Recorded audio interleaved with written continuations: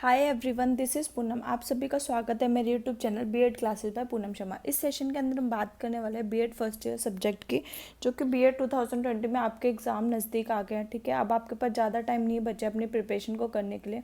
ठीक है, जो आज आपका सब्जेक्ट है इसी का childhood and growing up unit 3 से हम डिस्कस करेंगे।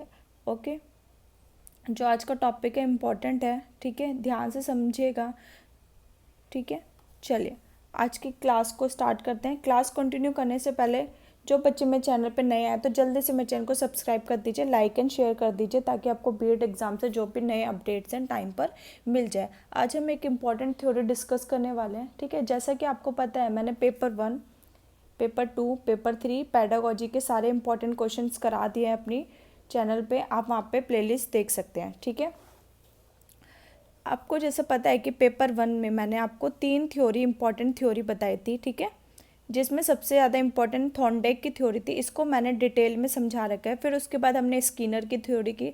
आज हम लास्ट पैवलोव की थ्योरी करेंगे, उसके बाद हमारी सारी थ्योरी कंप्लीट। ठीक है, चाइल्डहुड एंड ग्रोइंग अप में बस ये थ्योरी है, और इसके बाद एक ब्रूनर की भी थ्योरी है। ठीक है, ब्रूनर की थ्योरी तो एक ऐसी थ्योरी है कि जो हर बार पेपर में आती ही आती है। ठीक है, तो फर्स्ट सबसे पहले इंपॉर्टेंट कौन सी थ्योरी आपकी थॉर्नडाइक की थ्योरी है। ये हर बार पेपर में आती है आपके।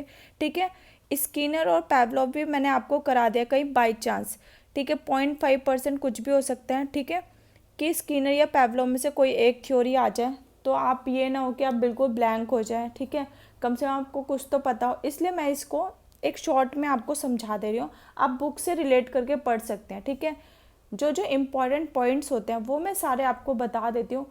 अब लिखना तो आपको है ना, तो मैं सारा लिखा हुआ तो नहीं आपको बता सकती हूँ कि आपको ऐसे लिखना है ऐसे लिखना है। ठीक है, मैं आपको इम्पॉर्टेंट पॉइंट्स बता देती हूँ और उसी को आप अपनी लैंग्वेज में लिख सकते हैं। ठीक है, चलिए जो तो आज का सेशन स्टार्ट करते हैं। ठीक है, नेक्स्ट थ्योरी में हम ब्रूनर की थ्योरी पढ़ेंगे। ठीक है, जिसको डिस्कवरी थ्योरी भी कहा जाता है।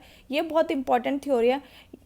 ठीक है, इस ये थ्योरी 2-3 सब्जेक्ट में आ जाते हैं, तो काफ़ी इंपॉर्टेंट है, इसको मिस मत करिएगा। नेक्स्ट थ्योरी में हम ये डिस्कस करेंगे। चलिए आज के सेशन को स्टार्ट करते हैं। आज के सेशन में हम Pavlov theory of classical condition theory. ठीक है, जो पैवलोव थे उन्होंने कौन सी थ्योरी दी थी? Classical conditioning theory. ठीक है, हिंदी में बोलते हैं शास्त्रीय अनुबंधन सिद्धांत। ठीक है, जो पैवलोव थे, ठीक है, ज्ञान पैवलोव थे, ये एक रूसी वैज्ञानिक थे।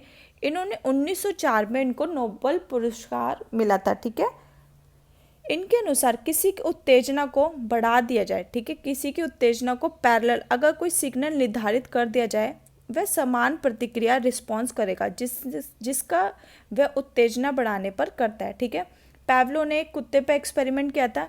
इस चीज़ को हम इस एक्सपेरिमेंट में अच्छे से समझेंगे। ठीक है, आपका एग्जाम में आता है पैवलो ने किस पर एक्सपेरिमेंट किया था, प्रयोग किया था? डॉग पे किया था, कुत्ते पर किया था। ठीक है, पैवलोव ने अपना प्रयोग कुत्ते पर किया। उसने कुत्ते को एक पिंजरे में भूखा रखा।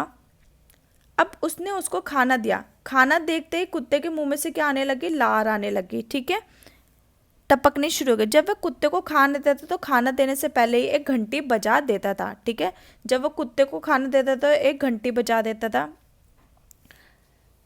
ठीक है, तो कुत्ते को पता लगता था कि जब घंटी बजेगी तब मुझे खाना मिलेगा। ठीक है, अब जैसे कि कुत्ते के मुंह से पहले खाना देख के ला रहा ना, ये क्या एक जनरल प्रक्रिया है। जब घंटी बजा के क्या कुत्ते को खाना मिल रहा है तो वो क्या है? अनकंडीशनल है। ओके, कुछ दिन बाद कुत्ते को लगने लगा कि जब घंटी बजेगी तभी उसको खाना मिलेगा। जैसे ही घंटी बजती तो उसके मुंह में से लार टपकने, उत्तेजना बढ़ने का काम घंटी कर रही थी। ठीक है, अब खाना नहीं उसकी उत्तेजना को बढ़ा रहा था। कौन बजा रहा था? जैसे ही घंटी बजेगी तो उसको समझ आ गया था कि जैसे ही घंटी बजेगी तो मुझे क्या मिलेगा? खाना मिलेगा।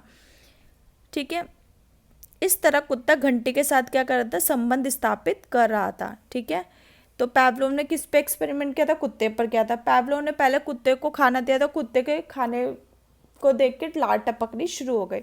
फिर क्या हुआ? फिर सेकंड डे उन्होंने क्या किया कि पहले घंटी बजाई, फिर उसको खाना दिया। तो फिर ऐसे ही कुछ दिनों तक ये प्रोसेस चलता रहा। तो फिर कुत्ते ने घंटी के साथ क्या बना लिया? संबंध स्थापित कर लिया था कि जब घंटी बजेगी तब मुझे खाना मिलेगा। ठीक है, स्टेजेस ऑफ क्लासिकल कंडीशनिंग क्या है? पहले क्या उद्दीपक समानीकरण, स्टिमुलस जनरलाइजेशन, जब व्यक्ति अनकंडीशनल स्टिमुलस के प्रति क्रिया सीख लेता है, ठीक है, मतलब अनकंडीशनल मतलब भोजन के प्रति सीख लेता है, तो वह उद्दीपन मिलते जुलते अन्य उद्दीपनों के प्रति भी वैसे ही रिस्पॉन्स करता है। जैसे अलग अलग घंटियों की आवाज़ आने पर कुत्ता भी लार टपकाना शुरू कर देता था, ठीक है। विलोपन, एक्सटिंक्शन क्या होता है, अगर कंडीशन स्टिमुलस के बाद अनकंडीशनल स्टिमुलस प्रदान ना करे तो कुछ समय बाद रिस्पॉन्स आना बंद हो जाएगा। जैसे घंटी की आवाज़ के बाद अगर खाना ना दिया जाए तो कुत्ते की लार आना भी बंद हो जाएगा, ठीक है। कंडीशनल स्टिमुलस के बाद, ठीक है, कंडीशनल क्या थी, हमारा भोजन था, अनकंडीशनल क्या था, घंटी थी, ठीक है। अब कुछ दिनों के बाद उसने क्या अलग अलग तरह की छोटी बड़ी, ठीक है, अलग साउंड की घंटी बजानी शुरू कर दी, ठीक है। घंटी बजाता था पर खाना नहीं देता था, ठीक है।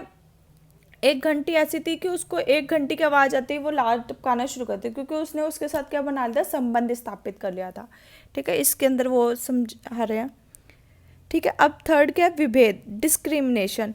इसमें व्यक्ति ओरिजिनल अनकंडीशनल स्टिमुलस और अदर स्टिमुलस के बीच विभेद या अंतर करना शुरू कर देता है। जैसे बहुत सारी घंटियाँ बजने के बावजूद कुत्ता यह पहचान जाता है कि कौन सी घंटी के बाद उसको खाना मिलेगा, ठीक है।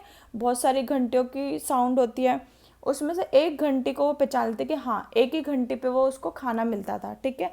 कोई भी अलग अलग तरह की बजा लो पर उसको कुछ फ़र्क नहीं पड़ता, जब एक तरह की घंटी बजती तभी उसको खाना मिलेगा, ठीक है। पैवलोव की थ्योरी में इतने ही इंपॉर्टेंट पॉइंट्स थे जो मैंने आपको अच्छे से एक्सप्लेन कर दिया, ठीक है। आपको मैंने स्किनर और थॉर्नडाइक की थ्योरी ऑलरेडी करा दिया, एक बार उसको अच्छे से कर लेना, ठीक है। अगर एग्ज़ाम में आ जाती है, ठीक है, तो आप उसको ताकि अच्छे से कर सको। अगर आपको मेरा वीडियो पसंद आता है तो प्लीज़ कमेंट बॉक्स में ज़रूर बताया कीजिए कि आपको सेशन कैसा लगा और आपके एग्ज़ाम में कितना हेल्पफुल है। Thanks for watching.